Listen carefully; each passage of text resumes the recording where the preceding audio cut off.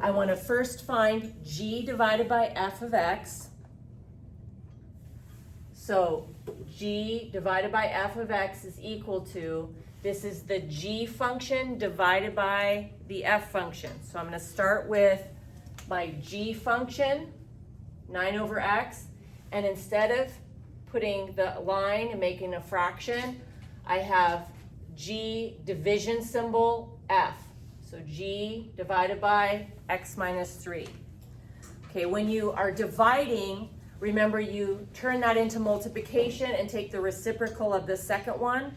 So I have 9 over x multiplied by 1 over x minus 3. Once I get to multiplication, I'm going to multiply straight across. So 9 times 1 is 9, and x times x minus 3 is x times x minus 3. Okay, so I have the answer to g divided by f, and now I have to find the domain.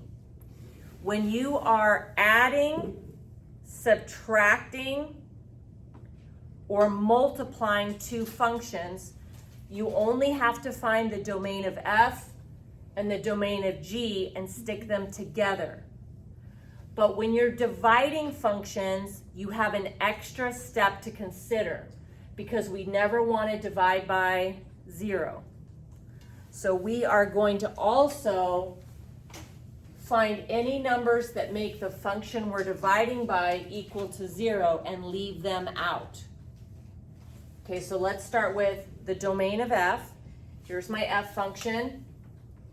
We ask ourselves two main questions if logarithms are not involved. Is there an x in the denominator? No. Is there an x under an even root? No. So that means the domain is every single number on the number line, all real numbers. So everything works for this one. Domain of g, so let's go with the g function. Asking ourselves again those two critical questions. Is there an x under an even root? No. If there was, we would set what's under the root greater than or equal to 0 to find the numbers we could use. Second question, is there an x in the denominator? Yes.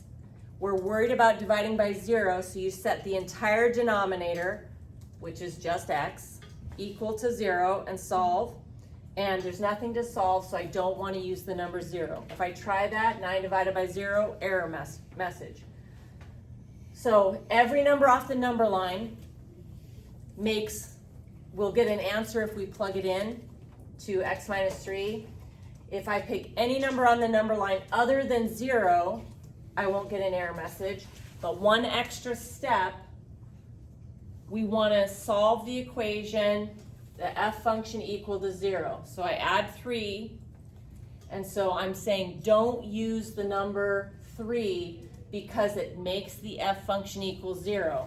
And if the f function is equal to 0, you're dividing by 0. I merge my results, so all numbers make this one happy. This one says don't use the number 0. This one says don't use the number 3. So if we pick numbers that make all three of these happy, we're not going to use 0 and not going to use 3. So an easy way to kind of help me with my interval notation, I'm going to put 0 and 3, the numbers I don't want to use on the number line. I'm going to put open dots on them, and I can use everything other than 0 and 3. Interval notation going from left to right. I can use negative infinity up to 0. We're using negative infinity to 0, and we have parentheses because we're leaving out the number 0. Union. We can use between 0 and 3. So parenthesis, parenthesis, okay, union. And then I can use to the right of 3, but not the number 3. So again, parenthesis on that 3 to leave it out through infinity.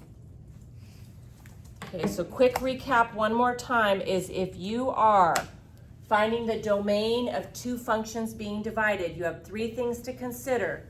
The domain of the original function, both of them, f and g, and then an extra step, find out any number that makes the function you're dividing by equal to 0 and throw that out as well.